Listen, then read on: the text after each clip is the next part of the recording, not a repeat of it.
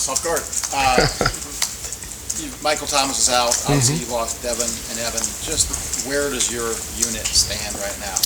You know what? We're working to get better, obviously. It's a lot like any other year that we've been here. I mean, trying to take that next step as a group. I mean, it doesn't help having guys dinged up like Mike or Dontre and obviously a couple other guys that aren't practicing. But I feel good about the reps that the other guys are getting. I mean, it's giving guys opportunities to improve that maybe wouldn't have gotten as many opportunities as they would have. So we're getting there. Who of the young guys has really emerged or starting to emerge?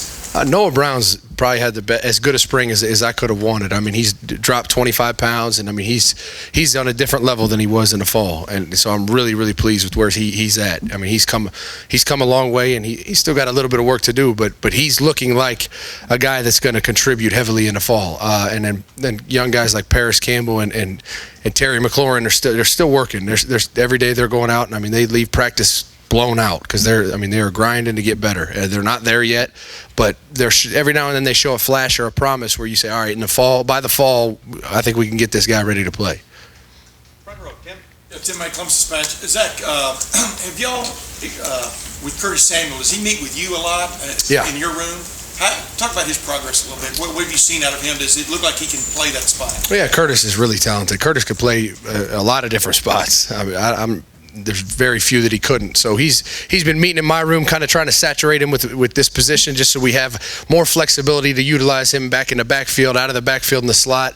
And I mean, that's not something you could just dip your toe in and test the waters. That's something you got to dive in full force. I mean, he had a full year at running back to really work those skills. And so we took him this spring and said we're going to give him a full spring at receiver so we could try to develop that skill set so he becomes more multi-talented and we can use him in more ways. And Jalen Marshall, is he seeing some looks at other spots besides hybrid back? I mean, where do you? Yeah, I moved Jalen outside for the spring. I mean, the way our defense plays so much press man on the outside, I wanted Jalen to go in and get that work on the outside. I wanted him to get press man work because that's something that you don't get a lot of in the slot. And I think to take his game to the next level, that was a critical piece. I don't think he's going to play out there, though he has the flexibility to move out there. He's getting a good 15 practice block of press man against guys like Eli, guys like Garyon, getting that great work that he would have otherwise missed out of in the slot. Oh, is Dontre, what's he doing? Dontre, we have a great plan for Dontre. I mean, obviously he can't do anything mobily. He can't run routes or anything like that, but we do a lot of ball skills. I mean, he has a kind of a custom, him and a lot of guys, him and Johnny Dixon, him and James Clark, Mike Thomas, they do a lot of ball drills, ball skill development things, and even when they do rehab, they're in the underwater treadmill running and getting their cardio in. They're not just running in a treadmill. I mean, they're catching balls as they do it. So we have a very detailed plan for injured guys that can't necessarily get the work on the field, but just kind of a specialized rehab treatment program for them. Front row, Austin. Zach, it seems like the last couple of years, Dontre had a year running back, then you guys integrated him into your group a little bit more, same thing for Curtis. Is it just these two, or is this a trend or something that you want to maybe do with a guy every year? Yeah, I mean, at the end of the day, we're going to get the best players on the field. So it really depends on how recruiting goes and who we bring in. We're not going to have a guy like Curtis sit on the bench because Zeke's the running back and just have him play 10 snaps a game. We're going to get him on the field as much as he earns. So Dontre was in that situation with Carlos Hyde, and then Zeke came in, and so Dontre, we weren't going to keep him off the field, so we moved him to receiver. Now Curtis, I think, in an ideal world, he's going to play both, the ability to go in the backfield when Zeke's not in or play in the slot when Zeke is in.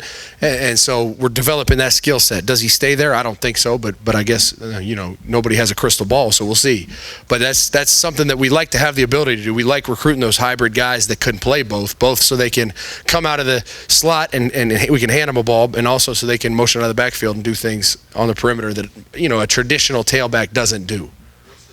Part of making a transition or adding that to a guy's plate when he goes from that position to meet with you? I mean, it's just a different world. I mean, guys don't understand the position coming from a different one. Jalen Marshall went through it when he came from quarterback to receiver. Dontre went through it. Curtis is going through it. And so that's why we're trying to saturate him now, as opposed to come in fall camp, say, shoot, we need to get him on the field. Let's put him at receiver a little bit. Then you're really, you're trying to give him a small skill set. We don't want to give him a small skill set. We want to open the offense up to him and him be able to be efficient at all of it. So that's what we're trying to do right now. And there's definitely a lot of learning curve. I mean, probably the biggest is just how much we run out there, because running backs, they go 2-3 plays and then they're getting a sub. There's only one of them on the field. And Curtis looked at me after the first day and was like, whew, this is real out here, wide out. So it's a different world, both in conditioning and how we play the position and the physical skill set and endurance you need to do it. Front row left, Doug. You said you have Jalen outside now, but you don't imagine him staying there in the fall. Why do you like him more in the slot? What would it be? What would the possibilities be of maybe him staying outside? Yeah, I mean, it's a kind of similar situation with Wise Curtis meeting with the receivers. I mean, Jalen can play outside, and so he's going to have a full spring of doing that. So if we need to or want to, we can.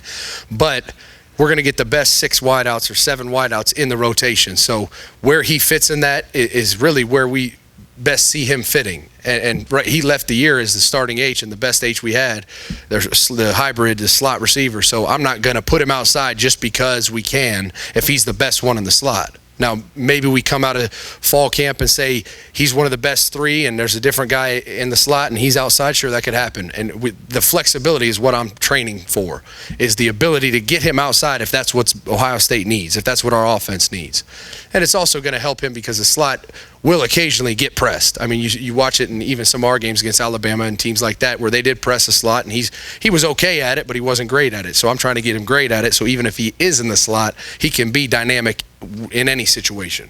When we were talking with Dontre during the playoff last year, he seemed like he kept talking I'm going to play against Alabama, and then I'm going to play against Oregon, and now it didn't happen, and now we're here in the spring and he's not. Are you concerned at all about his? No, I mean, we kind of knew going down the stretch towards the end that Dontre was probably going to need another surgery. I mean, it didn't heal great, and so he was able to go, but he was one play away from re-breaking it. And so we were very tentative at putting him in the game. I mean, he was live. I got him in the Oregon game for, I think, 3 snaps, mainly just because I felt like he deserved to go out on the field in that game because he helped us get there. And he was able to do anything, but he just wasn't comfortable on his foot yet, probably mainly because he needed another surgery. So if we got in a bind, a guy gets hurt or 2 guys get hurt, he could have played until something happened, but it was kind of inevitable that it was either going to happen or he was going to need a surgery. So I feel great about it now because he got the surgery. It looks great. It's healing great, and we're sticking to the plan so that he can be healthy by fall.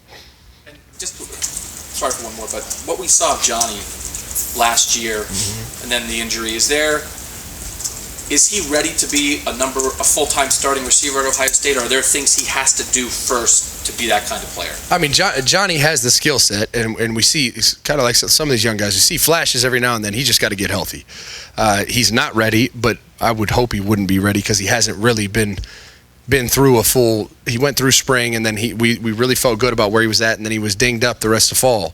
So he came back and started off real strong and then kind of got re-dinged. And so our whole goal and mentality right now is get him healthy, get him to 100%, and then let's get him ready because he's going to be ready. He has everything there to get ready to go be a guy that we can count on, but we haven't had him healthy to do that yet. Zach, does it hinder the growth of the receivers not having any clarity at quarterback right now with guys all working in there? How does that work? No, I mean, I think I said it all last year. It's kind of whoever's taking a snap, we're going to do what we do. And they're all very similar. They have different skill sets, but it doesn't change how we do anything. So at the end of the day, every wideout has a one-on-one battle at some point in a route, in a perimeter run, whatever it is. They have a one-on-one. They got to win the one-on-one. Now, if the ball is a little high, a little low, a little harder, a little softer, I mean, that's something that you kind of get adjusted to as you're getting ready for a game, but that's not something that changes how we operate. So they're great with whoever's back there right now and always have been. And I mean, to be honest, it's a heck of a problem to have for them because they know whoever's back there is really good.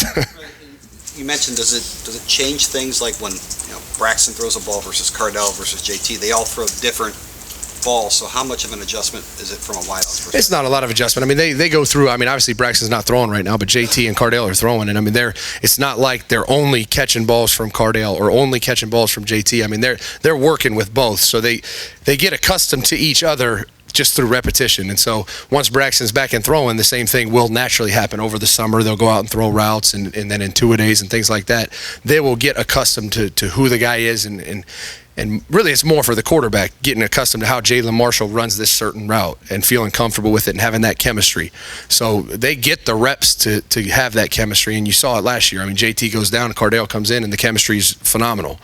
And it wasn't because all of a sudden that week they started catching some balls from Cardale. I mean, they do it constantly. What do you think it'll be like, just one more, what do you think it'll be like for some of those young guys who came here and Braxton was this legend that they really haven't gotten a chance to play with when he's actually out there and they're able to play with him? What will it be like for those young guys to do that? I mean, I think it's going to be phenomenal for them. I mean, a lot of them came here because they knew Braxton Miller's this, Heisman candidate, 2-time Big Ten Player of the Year, and so that they love him and they love him as a player, and they're excited to get him back on the field for sure. They can't wait for him to get back out there and do what he does.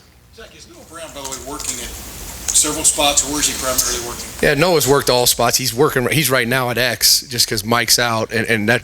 Not saying he can't be the X, because he certainly can. He's done a great job this spring, but he played in the slot all last year.